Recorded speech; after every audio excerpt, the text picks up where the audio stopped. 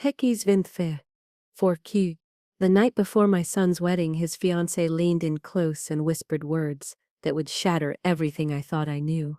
After tomorrow, you're just ancient history to this family. You won't be welcome anymore. Something inside me broke that night. I decided to stay home, devastated and alone. What I didn't know was that within hours, their wedding would crumble completely for a reason nobody saw coming. After tomorrow, you're just ancient history to this family. Those were the exact words Brandon's fiancée Sienna whispered to me on the eve of their wedding, while other guests chatted animatedly in the background. Her smile never faltered, not for a second, but her eyes were cold as ice. I stood frozen. The gift I'd brought, a memory album I'd spent months preparing, hung from my trembling hands like dead weight. In that moment, something inside me shattered. After 2 decades of raising Brandon alone, making every sacrifice imaginable, this woman was telling me with complete calm that I no longer had a place in his life. My name is Margaret, and for 25 years I was both mother and father to Brandon. When my husband walked out on us, Brandon was barely 5 years old, still clutching that stuffed dinosaur he wouldn't let go of even to sleep. I remember that first night alone, when he asked me with those huge eyes, "Mom, when's Daddy coming home?" And I, swallowing my tears, just smiled and said that sometimes people need to follow different paths. From then on, it is years of waking up at 5 in the morning to get him ready for school, before rushing to my first shift at the medical clinic, where I worked as a receptionist. Then I'd head to my second job at a department store, until late evening. Many times I came home so exhausted I could barely kick off my shoes before falling asleep, but I always saved energy to listen to how his day went, to help with homework, to be his personal cheerleader at school, soccer games. I saved every penny possible. I gave up new clothes, cut my own hair, sold the car to pay for college tuition when scholarships weren't enough. When Brandon graduated from law school, I felt I'd kept the silent promise I made to that scared little boy. He would have every opportunity possible, no matter what I needed to sacrifice. So when he introduced me to Sienna 3 years ago, I really tried to like her. She was beautiful, sophisticated, eloquent, everything I never was. She worked at a prestigious advertising agency and was always impeccably dressed. Brandon seemed enchanted. His eyes lit up when she entered the room, and I just wanted to see him happy. But there was something about Sienna that unsettled me from the beginning. The way her smile disappeared when Brandon turned his back.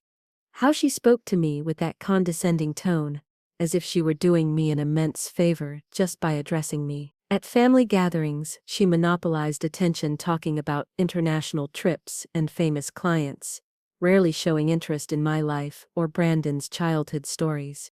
"Oh, how sweet," she'd say when I mentioned something from the past, as if she were talking to a child.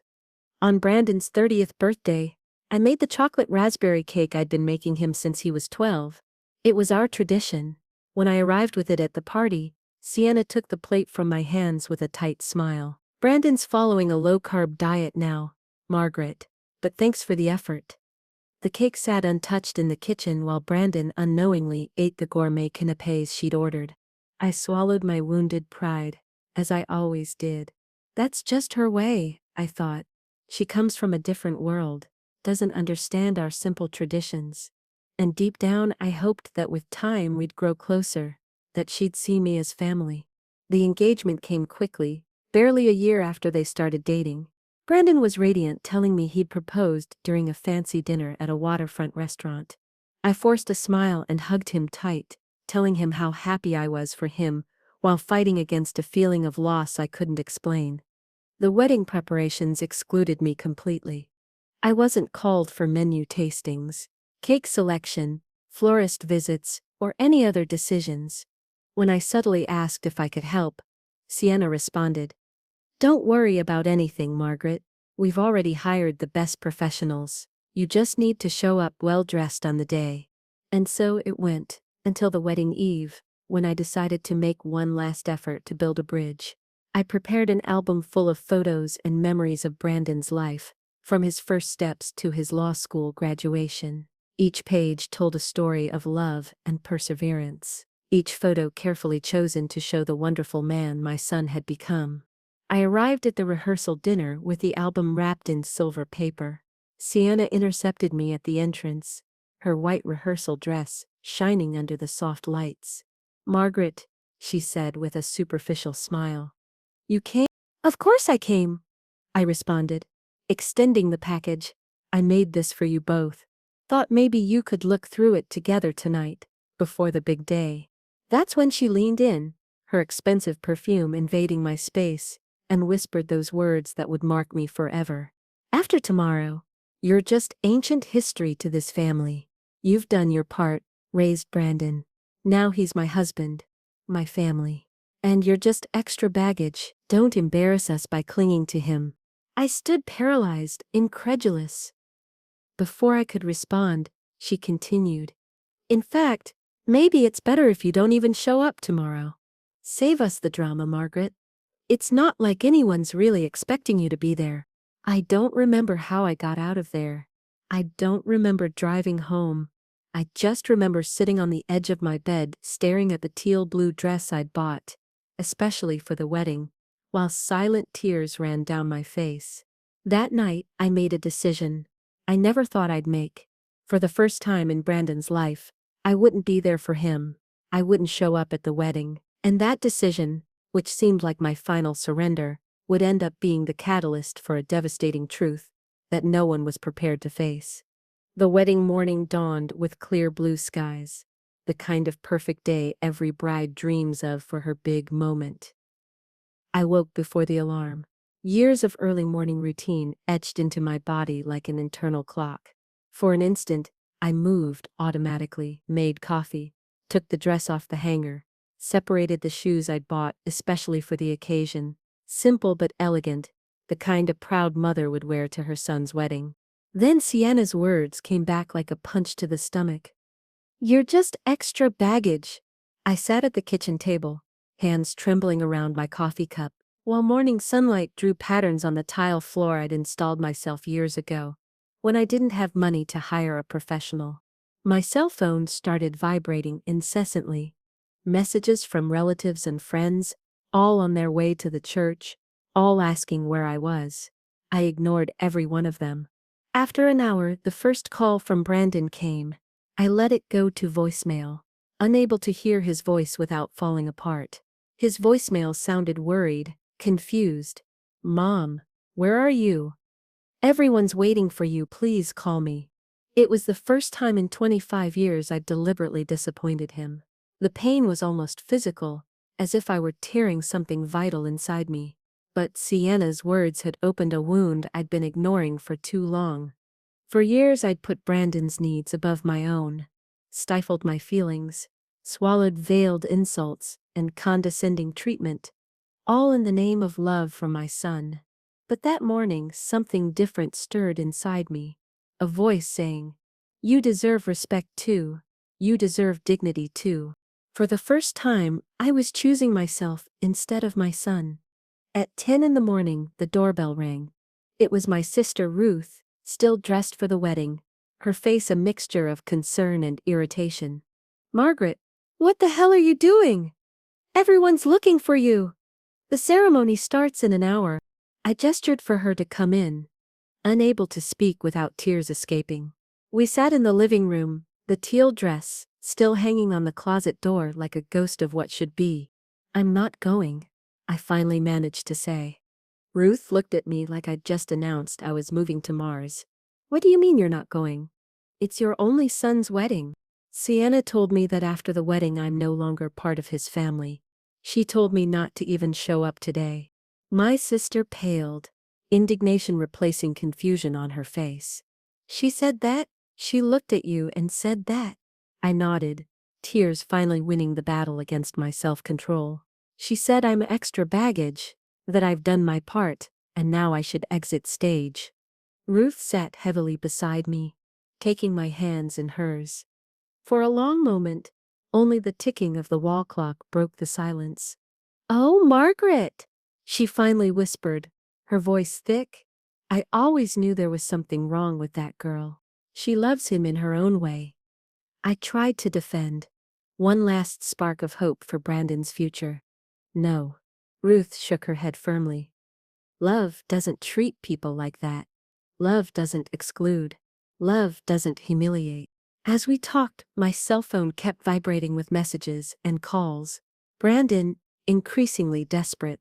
Confused friends. Sienna's family, curiously, in complete silence. At 11 o'clock, the church bells began to ring in the distance.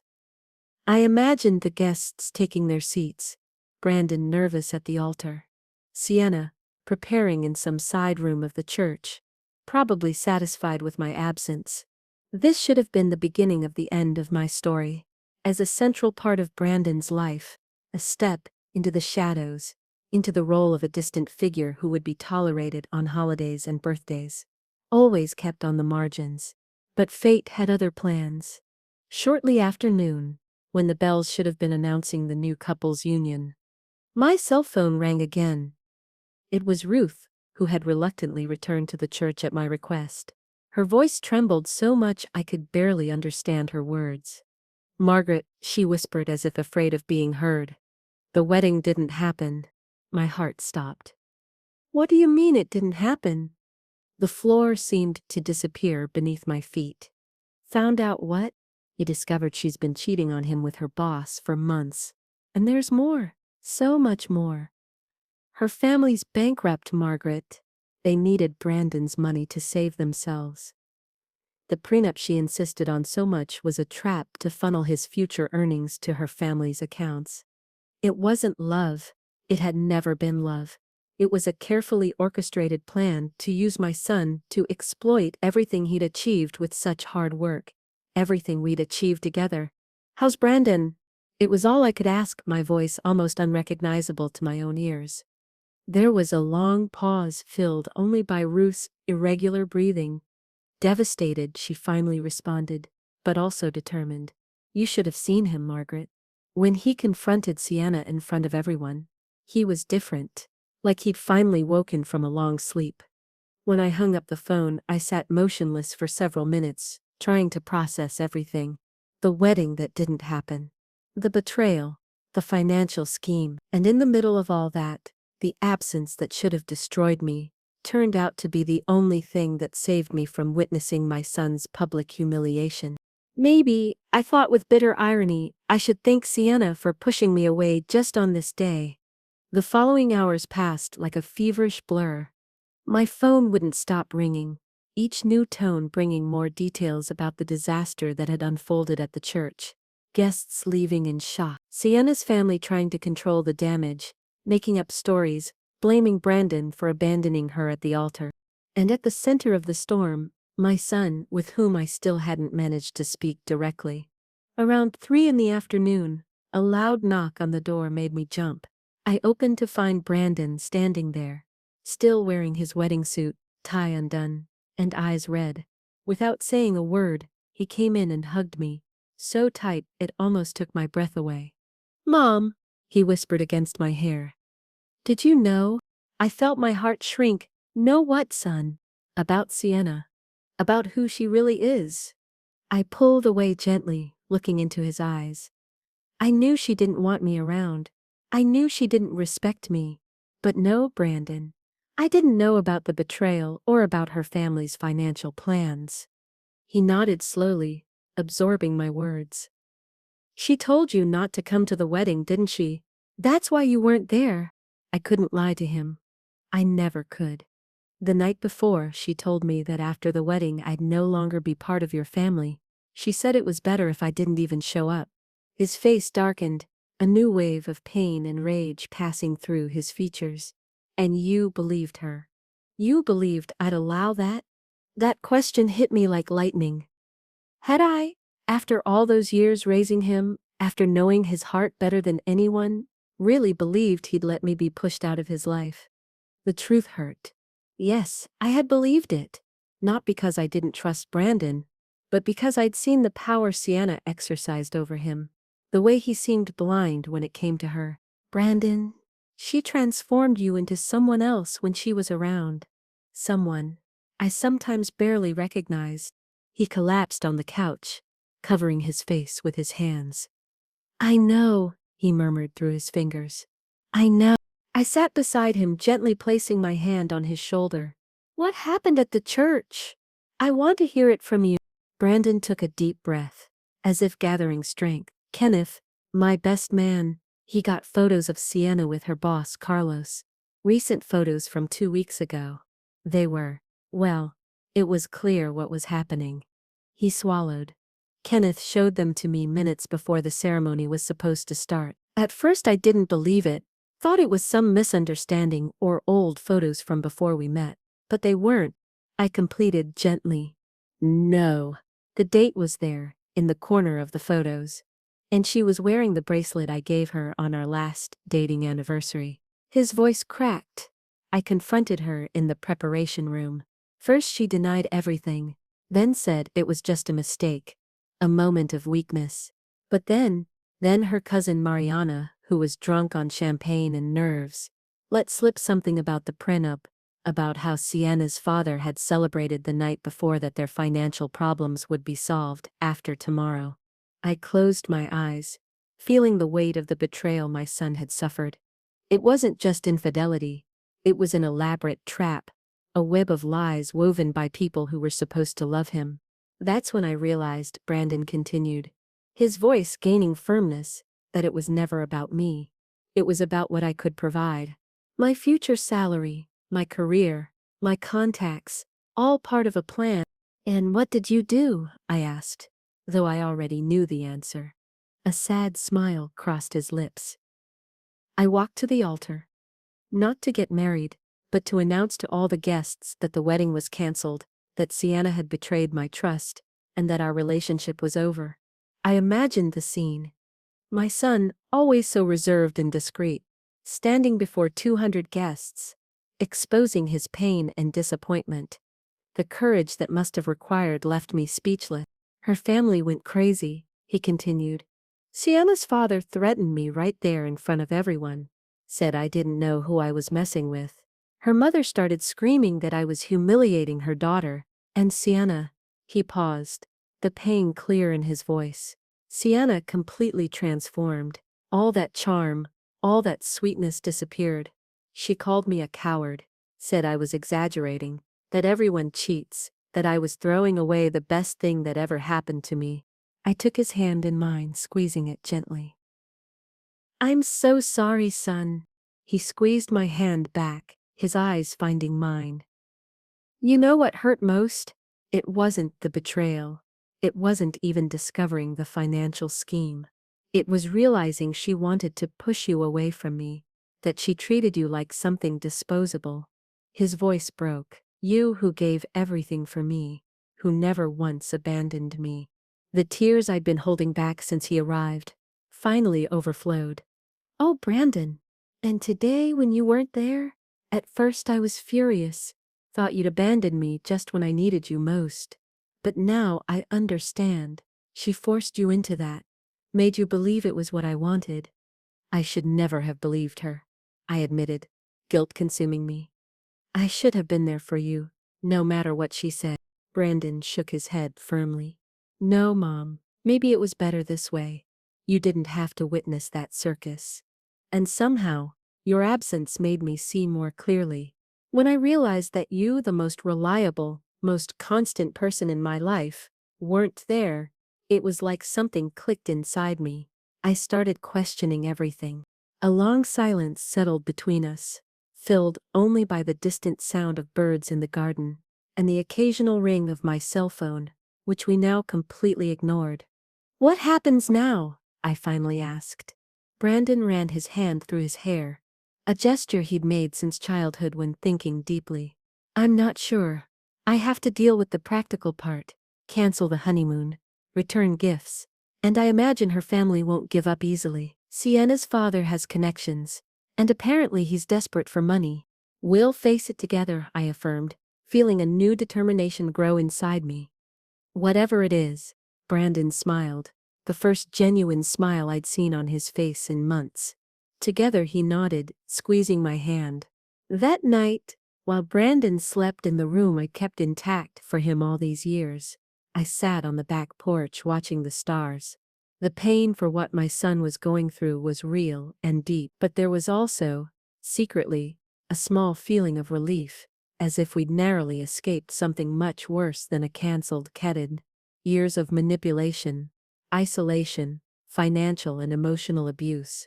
What I didn't know then, as we sat peacefully on the porch that night, was that the story was far from over. In fact, the events of that day would be just the prelude to an even greater battle, one that would test not only our resilience, but also our dignity and our truth. The week following the non-wedding, as I started calling it in my mind, the storm I feared finally arrived. It began as whispers, small shock waves that spread through our relatively small community.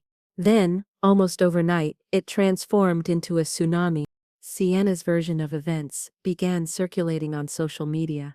A devastated bride, abandoned by an insecure groom, who gave in to a possessive mother's manipulations. She posted a photo of herself in the wedding dress with artistically smudged makeup, with the caption, "Some people don't know when to step back. Some mothers can't cut the umbilical cord." Comments flooded her page. Strangers offering support. Friends demanding to know what kind of man abandons a woman at the altar, and what kind of mother interferes in her adult son's relationship. Her narrative was convincing, emotional, and completely fabricated. Ignore it, I advised Brandon when he showed me the posts, his face pale with rage. The people who matter know the truth. But we soon discovered it wasn't that simple. Lies have long legs, as my grandmother used to say, and Sienna's were running a marathon. I started noticing strange looks at the supermarket, conversations that stopped abruptly when I approached at the pharmacy. An old school friend sent me a message asking if I'd really ruined Brandon's wedding out of jealousy. Even our parish priest, who'd known me since Brandon was a child, called me for a particular conversation about letting children follow their own path. The indignation I felt was quickly replaced by something more painful: shame. Not because I believed the lies, but because after all those years of silent sacrifice, of dignity maintained even in the most difficult circumstances, I was being portrayed as the villain in someone else's story. Brandon, meanwhile, was facing his own battles. One of the partners at the law firm where he worked, casually a friend of Sienna's father, began questioning his judgment and emotional stability. Clients he'd worked so hard to get were suddenly reluctant to work with him. Then, on a cloudy Thursday morning about 10 days after the cancelled wedding, the final bomb dropped. An official letter delivered by a serious-faced courier, addressed to me. I opened the envelope with trembling hands to find a legal notice. Sienna's family was suing me for defamation, emotional damages, and most absurdly, interference in contractual relations. I immediately called my friend Clara, who worked as a legal assistant at a large downtown law firm. She came straight to my house after her shift, her face grave as she read the document. "This is pure intimidation, Margaret," she finally said, placing the papers on the kitchen table. "They're trying to scare you. This interference in contractual relations thing is just a fancy way of saying you ruined their financial plan." "Financial plan?" I repeated. Clara looked at me with surprise. "You didn't know? Sienna's family is practically bankrupt.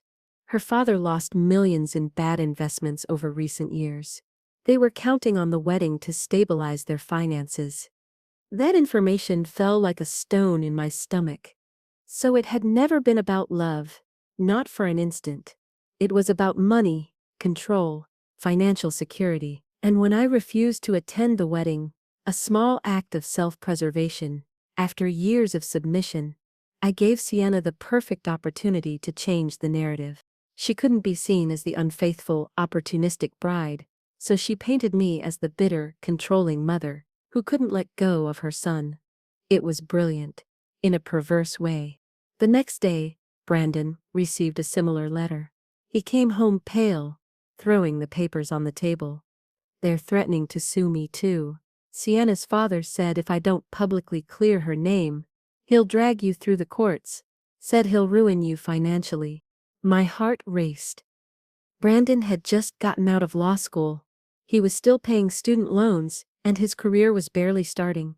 A lawsuit, even a frivolous one, could drain him before he had a chance to establish himself professionally. "What are you going to do?" I asked, fearing the answer. Brandon clenched his fists, a fierce determination in his eyes that reminded me of the boy he was, the kid who stood up to bullies twice his size to defend a disabled classmate. "I'm going to fight, Mom. I'm going to fight for both of us." That night, as I lay awake, I remembered something Sienna had said months earlier, during one of her condescending moments.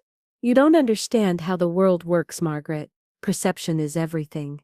People believe what they see, not what's true." She was right in one aspect. Perception mattered. People believed her because she played the victim role well. If perception was her weapon, then we needed to fight with truth. Not in whispers, not politely behind the scenes, but openly, publicly, and I had exactly the ammunition we needed. The next day, I rummaged through my small home office, finding every piece of evidence I'd saved almost instinctively over the years. Emails Brandon had forwarded me, where Sienna talked about her financial expectations for their future. Screenshots of text messages he'd shown me where she questioned why he insisted on considering pro bono work when he could be making real money. And most importantly, a copy of the prenup agreement Brandon had asked me to review, with clauses so clearly predatory that any judge would see the intention behind them. When Brandon arrived from work, I spread everything on the living room table. "Look," I said, pointing to the papers. "We have our own weapon. The truth." He examined the documents, nodding slowly. "Yes, we have evidence, but how do we use it against them? If we go public, it'll just look like retaliation and feed their narrative that we're vengeful and bitter." I considered his words. He was right. We needed to be strategic. "You're right, we can't just throw this on social media. We need professional help." It was Clara who gave us the answer when we consulted her the next day. "I know an investigative journalist," she said. "Paul Henderson. He specializes in exposing financial fraud and corporate schemes. If you have concrete evidence, he can turn this into a legitimate report, not social media gossip." The idea was perfect. An investigative journalism piece would have a credibility our individual statements never would. And more importantly, it would shift the narrative focus from family drama to financial fraud, where it really belonged. Paul met us at a discreet downtown cafe, a short man with a graying beard and penetrating eyes that seemed to examine every word we said. He listened to our story in silence, occasionally making notes in a small note. "What you have is strong," he finally said. "Especially the prenup and the Hartwell family financial records. But I need more. I need independent confirmation." Over the next 2 weeks, Paul worked tirelessly investigating the Hartwell family's financial history, interviewing ex-employees of their bankrupt companies, even getting an anonymous statement from one of the bank employees who dealt with their problem accounts. Meanwhile, Sienna's campaign against us intensified. She gave a tearful interview to a local magazine, detailing how I'd poisoned Brandon against her for years, how I couldn't accept another woman in his life. Her family began making calls to Brandon's business contacts, insinuating he was emotionally unstable and unreliable for important legal matters. The pressure was almost unbearable. Brandon came home increasingly exhausted, eyes sunken from sleepless nights. I myself could barely leave the house without feeling the stares, the whispers, the silent judgment of neighbors I'd known for decades. Then, exactly 1 month after the canceled wedding, Paul's report was published. Behind the canceled wedding, the Hartwell family's financial schemes. The article occupied 2 full pages in the region's most respected newspaper, with an even more detailed online version. It was devastating in its clinical precision. It detailed Mr. Hartwell's successive bankruptcies, unpaid loans, previous fraud accusations that had been quietly settled out of court. It included legal analysis of the prenup by independent attorneys, classifying it as predatory and ethically questionable. And yes, it mentioned the extramarital affair that had been the trigger for the wedding cancellation, with blurred but recognizable photos of Sienna with her boss at an elegant restaurant. clearly in a romantic situation. The reaction was immediate. Online comments flooded in. Not against me or Brandon, but against Sienna and her family. So she wanted his money, not his heart. That poor mother. Imagine being treated like that after raising your son alone. The Hartwells are gold diggers, plain and simple. The tide had turned. Truth, exposed in daylight, was doing what our words alone never would. That night, Brandon and I sat on the house porch, drinking tea in silence. For the first time in weeks, there was no tension in the air, just a shared exhaustion, and maybe a small thread of hope. "Do you think it's over?" I finally asked. Brandon looked at the stars for a long moment before responding. "I don't know. Her family's cornered now, and desperate people do desperate things." He turned to me, his eyes clearer than they'd been in months. "But at least now we're fighting with equal weapons. Truth against their lies." I nodded, understanding what he wasn't saying. The battle might not be over, but now we had a real chance of winning. And most importantly, we had each other. The bond Sienna had tried so hard to break was stronger than ever. What I didn't know then, as we sat peacefully on the porch that night, was that the Hartwells still had one last move planned, a move so bold, so reckless, that no one could have predicted, and that would change our lives forever. The calm that followed Paul's report publication was like the eye of a hurricane, a brief moment of peace before the next wave of chaos. For 2 weeks, Brandon and I breathed a little easier. The judgmental stares diminished. Messages of support began arriving. Even some clients who distanced themselves from Brandon's firm returned, admitting they'd been misinformed about the situation. I should have suspected that silence from the Hartwell family. People like them don't disappear quietly when exposed. They counterattack, usually in ways you could never anticipate. The retaliation came on an ordinary Wednesday, when Brandon was in court defending a case, and I was grocery shopping. My cell phone rang, an unknown number. Normally I would have ignored it, but something made me answer. "Mrs. Margaret Brennan?" A male voice. Formal. Asked. "Yes, that's me. This is Detective Harris from the County Police Department. We need you to come to the station as soon as possible to make a statement." My heart froze. Statement about what exactly? There was a pause, the sound of papers being shuffled. "We have a formal accusation against you for extortion, blackmail, and threats against the Hartwell family." The grocery bag slipped from my hands. Oranges rolling down the supermarket aisle. "That's absurd.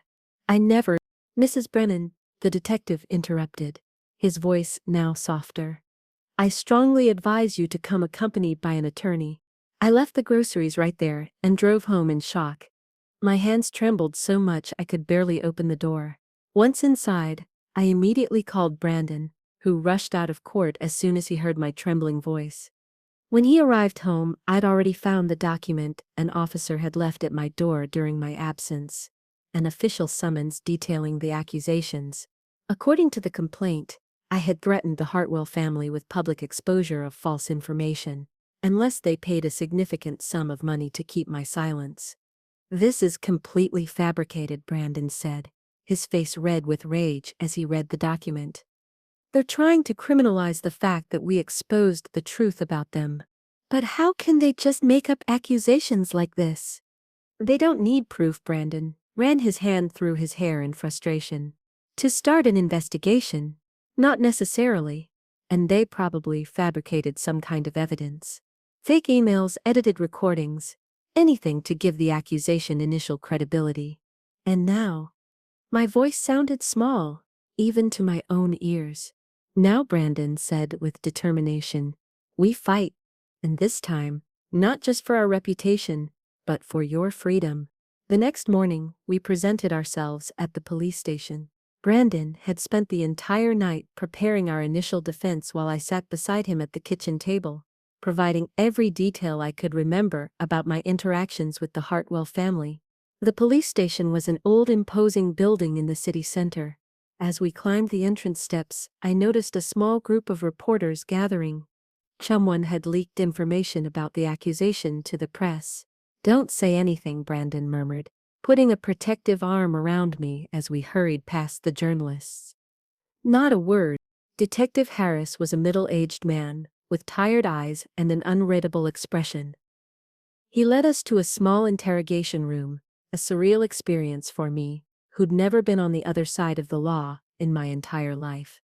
"Mrs. Brennan," he began after turning on a recorder, "are you aware of the accusations made against you?"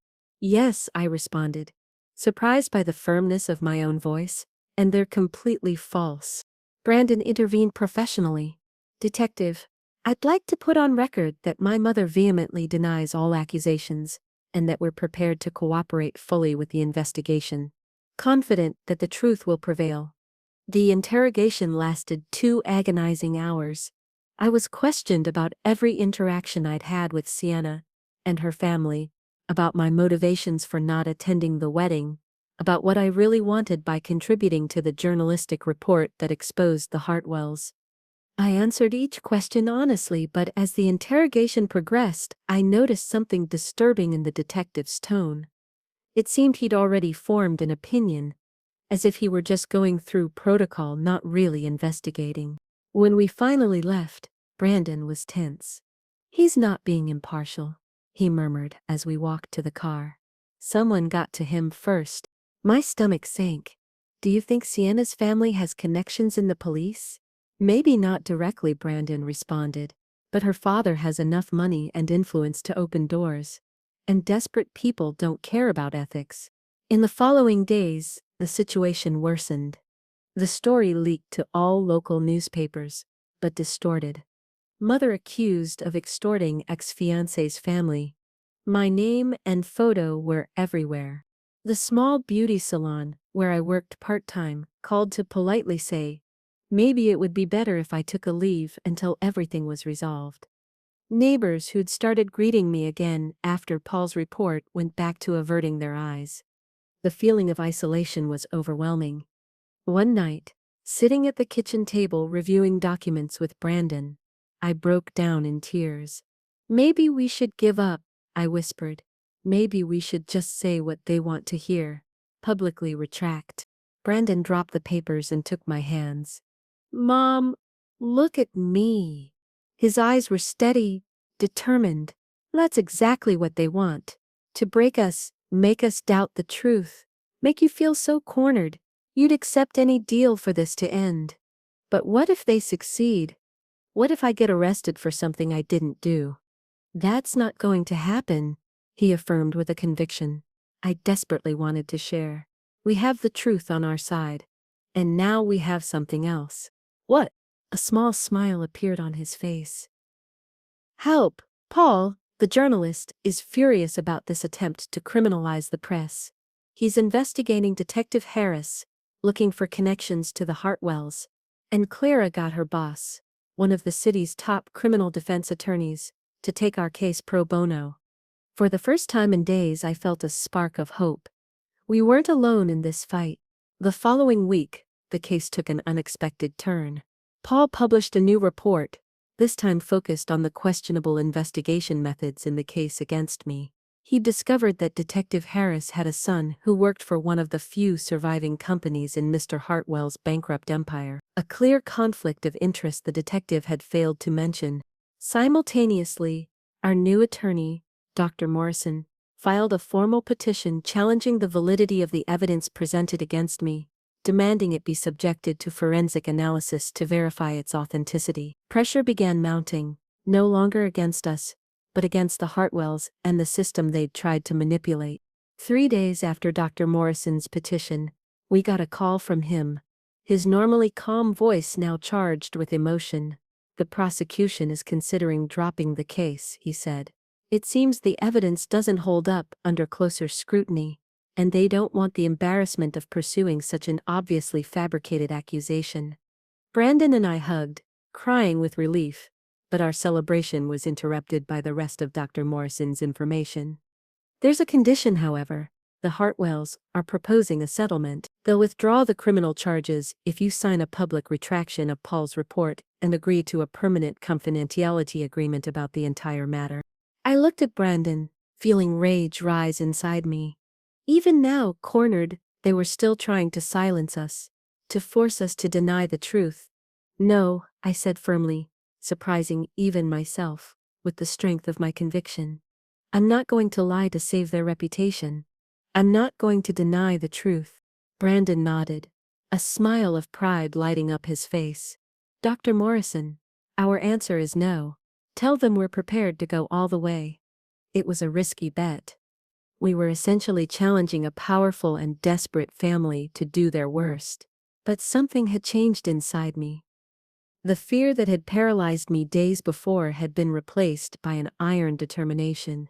I'd spent my entire life bending down, adjusting, sacrificing my own dignity for others' comfort. Not anymore. And then, when our defiance was transmitted to the Hartwells, something extraordinary happened. They backed down. 2 weeks later, the case was officially dismissed due to insufficient evidence.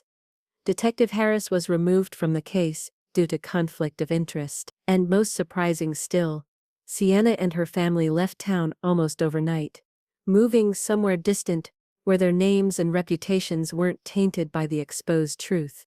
The storm had finally passed. But as we discovered in the following months, it had left both destruction and growth in its wake.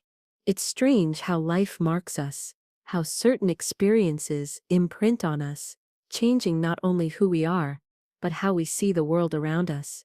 In the months that followed the case dismissal, I discovered that truth firsthand. The immediate relief gave way to something more complex, a healing process that was both liberating and painful. Perhaps the hardest thing was accepting that, even with our public vindication, some wounds wouldn't heal completely. Some neighbors remained distant, certain friendships never fully recovered. Doubt, once planted, is a persistent seed. Brandon faced his own challenges. Though his career at the law firm was finally advancing without the shadow of false accusations, the emotional trauma of Sienna's betrayal left him cautious, reserved. He threw himself into work with an intensity that sometimes worried me, as if he could erase the memories through pure effort. You need to give yourself time, I'd tell him gently on nights when I found him still bent over legal documents at 2 in the morning, eyes red from exhaustion. Pain doesn't disappear if you ignore it. I'm fine, Mom. He'd always respond with that smile that didn't reach his eyes. Just have a lot of work. But there were also moments of genuine growth between us. One night, about 6 months after all the uproar, we were sitting on the porch watching a summer storm approach. The air was heavy with the promise of rain, and distant lightning occasionally lit up the dark sky. You know what's strange? Brandon said suddenly, breaking our comfortable silence. Now I look back and see all the signs I ignored with Sienna. The way she talked about money, how she tried to distance me from people who really cared about me, how she reacted when I mentioned pro bono cases. It's always easier to see patterns in retrospect, I responded softly. But it's not just that. He turned to me, his eyes serious in the dim porch light. I wonder why I ignored those signs. Why I wanted so badly to believe in her that I was willing to sacrifice things and people that really mattered. That was a question I'd asked myself countless times, but had never dared verbalize. Why had my intelligent, sensitive son fallen so completely under someone like Sienna's spell? I think I was trying to fill something, he continued, the words coming out slowly, as if he were discovering the truth as he spoke. After Dad left, I always felt there was something broken in me, something that made me insufficient, and Sienna seemed so perfect, so complete. I thought being with her would somehow complete me too. My heart tightened. All those years, all those sacrifices to protect him from the pain of abandonment. And still, it had found a way in. Brandon, you were never insufficient.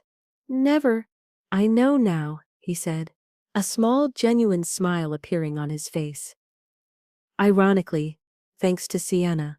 If she hadn't come in and turned our lives upside down, maybe I never would have confronted that fear. Never would have realized I'm enough exactly as I am. In that moment, as the first heavy drops of rain began to fall, I felt a kind of peace settle between us. An understanding that sometimes the most violent storms bring the most necessary changes.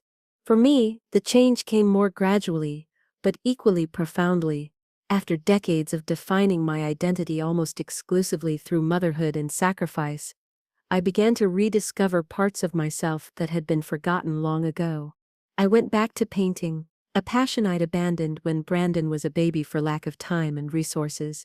I started with small watercolors, then moved on to larger canvases, letting colors and shapes express what sometimes words couldn't. The first time Brandon saw one of my completed paintings, he stood in the doorway of the small space I'd transformed into an improvised studio, eyes wide. "Mom, this is incredible. I had no idea you could paint like this." "There are many things about me you don't know," I responded with a playful smile. It was true. There were parts of Margaret the woman, not just Margaret the mother, that were resurfacing after a long sleep. With Clara's encouragement, I also started participating in a support group for women who'd gone through trauma or major life transitions. At first I went only to listen, intimidated by the idea of sharing my story with strangers. But over time I found my voice, and more importantly, I found a community of women who understood what it meant to be tested to the limit, and still remain standing. It was through that group that I met Jessica, a psychologist, who specialized in helping people rebuild their lives after abusive relationships. After hearing my story, she made a surprising proposal. "Margaret, have you ever thought about using your experience to help other people? We have a mentorship program for women going through similar situations. And I think you'd be an extraordinary mentor." The idea that my pain could have a greater purpose, that it could serve to help others navigate their own storms, ignited something inside me. I began training with Jessica, learning the necessary skills to support others without becoming emotionally overwhelmed. 6 months after the case ended, I gave my first formal talk to a small group of women. My hands trembled so much, I almost dropped my notes, but when I began to speak, the words flowed naturally. "My name is Margaret," I began, "and for most of my life, I believed that loving meant erasing yourself, that being strong meant enduring everything in silence. I'm here to tell you I was wrong." The eyes of the women in the room, some with visible marks of their own suffering, others with more hidden wounds, were fixed on me. An instant connection formed through shared understanding. Real strength isn't in how much suffering you can silently endure. It's in knowing when to raise your voice, when to set boundaries, when to say, "No, this isn't acceptable." And sometimes real strength is in asking for help when you need it most.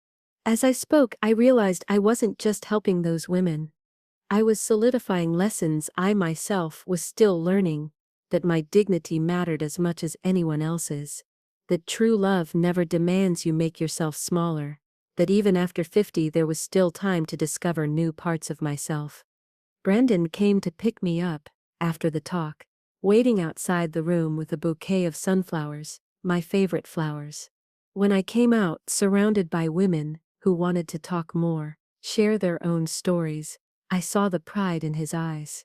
"How'd it go?" he asked, when I finally managed to say goodbye to the group. "Transformative," I answered honestly, feeling a lightness I hadn't experienced in years, for them and for me. On the way home, we talked about the future, something that, in the heat of the crisis, with the Hartwells, had seemed like a luxury we might never have again. Brandon was considering opening his own law firm focused on helping people who'd been victims of financial fraud. I was thinking about going back to school, maybe taking a counseling course to complement my mentorship work. "You know what's most incredible, Mom?" Brandon said as we stopped at a traffic light. "A year ago we were both just surviving. Now we're really living." His words perfectly captured the transformation we'd experienced. The crisis that was supposed to destroy us had instead forced us to grow in ways we never would have imagined. That night, sitting alone in my small improvised studio, I began a new painting, not of the storm we'd faced, but of the dawn that came after. Warm colors of hope and renewal spreading across the horizon. As the brush glided across the canvas, I reflected on the journey that brought us here, on the cruel words whispered by Sienna on the eve of the wedding that never happened. "After tomorrow, you're just ancient history to this family."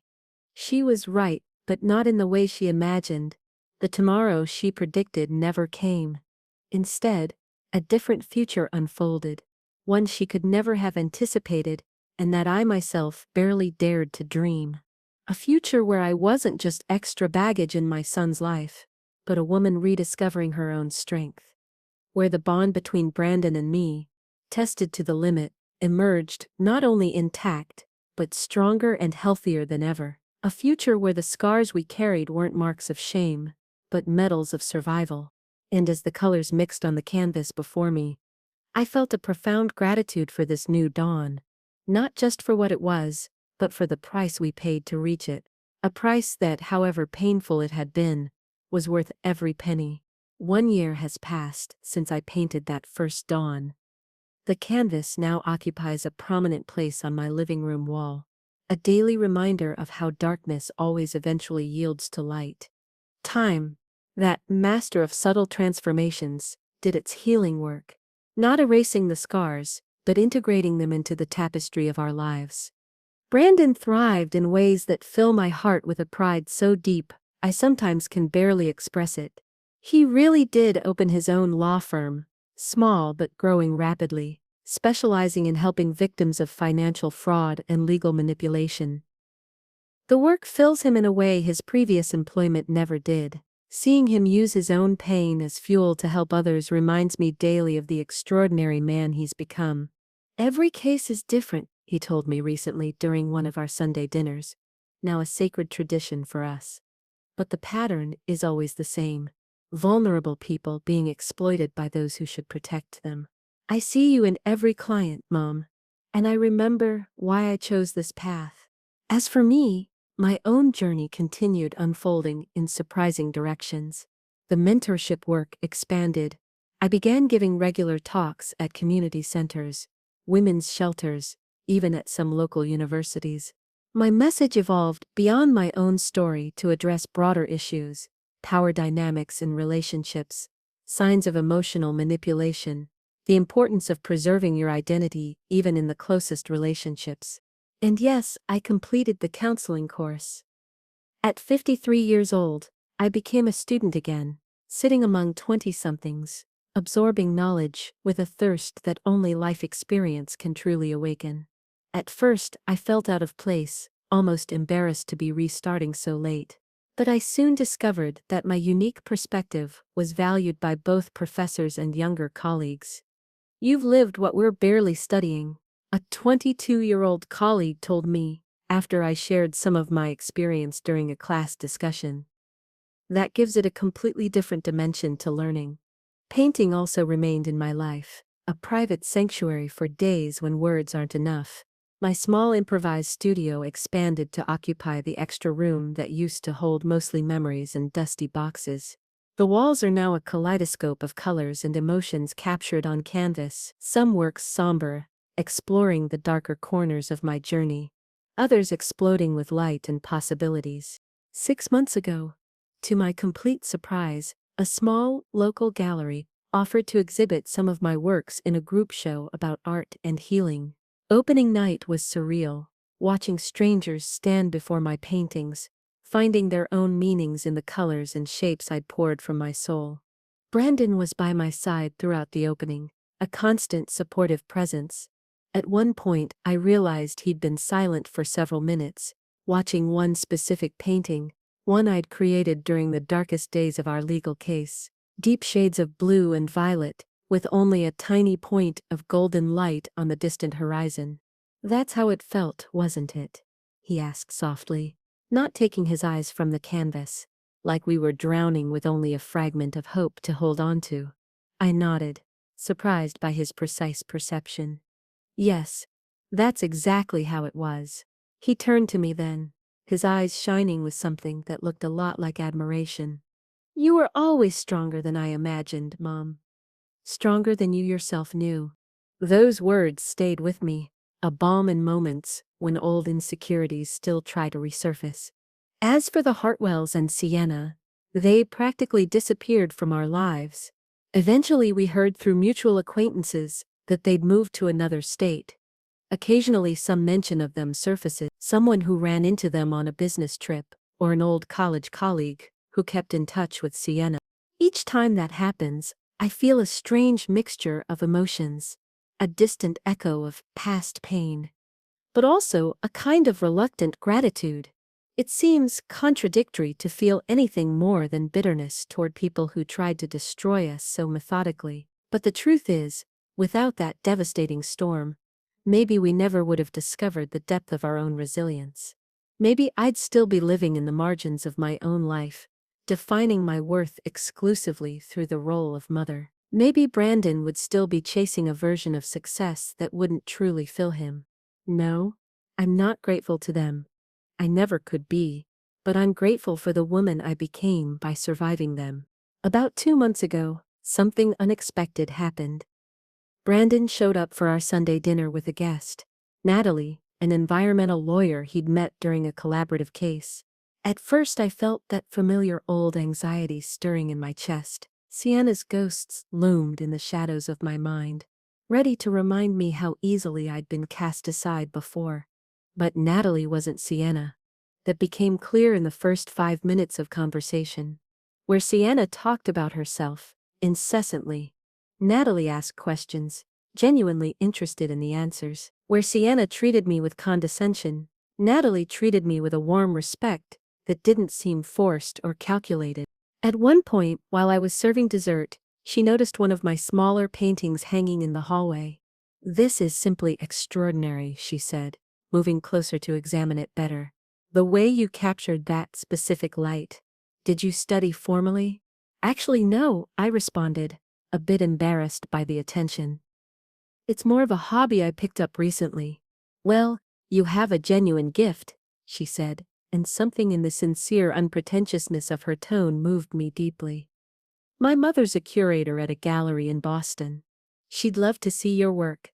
After Natalie left, Brandon and I washed dishes side by side, a comfortable silence between us until he finally spoke. "So, what did you think of her?" he asked, trying to sound casual, but unable to completely hide the importance of my response. I considered carefully before responding. "She seems real, present, the kind of person who really sees others." Brandon let out a sigh I didn't realize he'd been holding. "Yes, that's exactly what I feel too." "Are you serious about her?" I asked, trying not to press too hard. "We're taking it slow," he responded, a small smile playing on his lips. "We both have our own history of complicated relationships. But yes, I think it could be something special." I felt a knot in my throat, a mixture of hope and that residual fear that maybe will never completely disappear. Brandon must have seen something in my face because he put down the plate he was drying and held my wet hands in his. "Mom, I learned my lesson the hardest way possible. I learned to see the warning signs, to value substance over appearance, to never again allow someone to separate me from the people who truly love me."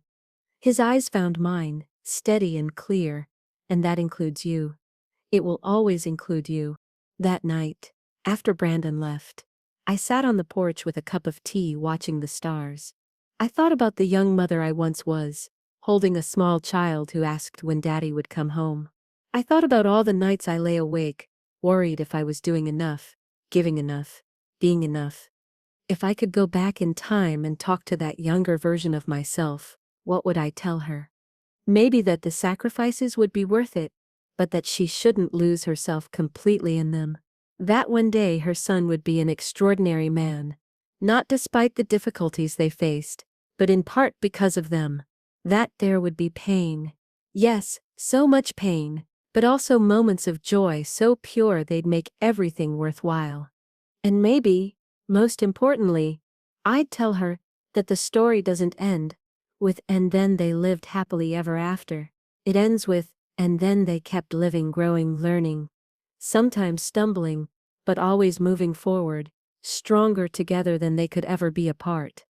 Last week, I received an unexpected invitation.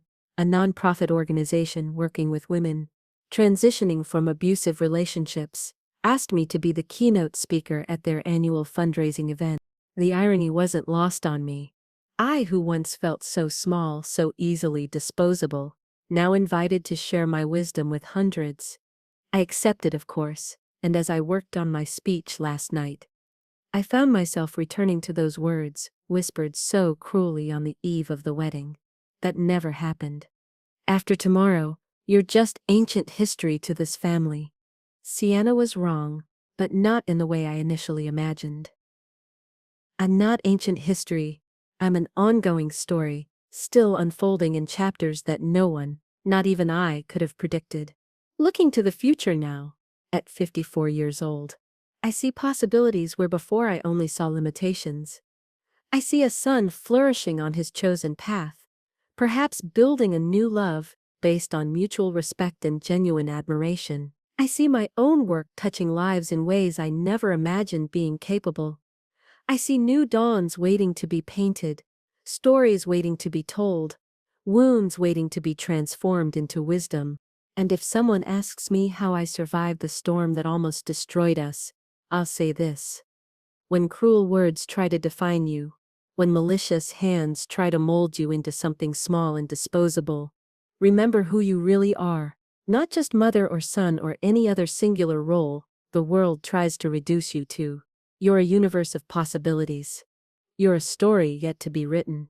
You're bigger than any definition others try to impose on you. And when someone tries to convince you otherwise, when they whisper to you that after tomorrow you're no longer part of the family, that your value has been exhausted, that your place at the table no longer exists, remember this. True belonging never depends on someone else's permission. True family isn't defined by prenuptial agreements or financial interests. And your story, well, your story belongs only to you. It was that truth that saved Brandon and me in our darkest moment. It was that truth that allowed us to emerge, not just as survivors but as transformed. And it's that truth I carry with me now. A beacon to light not only my own path, but perhaps also the path of others who are still struggling to find their light. Today when I look in the mirror, I no longer see just the exhausted single mother who sacrificed everything, nor the woman discarded with cruel words whispered on a summer night. I see Margaret, complete, complex, still evolving. A woman who, after spending most of her life caring for others, finally learned to care for herself too. And that, perhaps, is the sweetest victory of all. Every story carries within it an echo of our shared humanity. If this story has touched your heart, share it with someone special. Leave us a comment about what you felt, and subscribe to join us for more soul-reaching stories. Because every life tells a story that deserves to be heard. See you next time.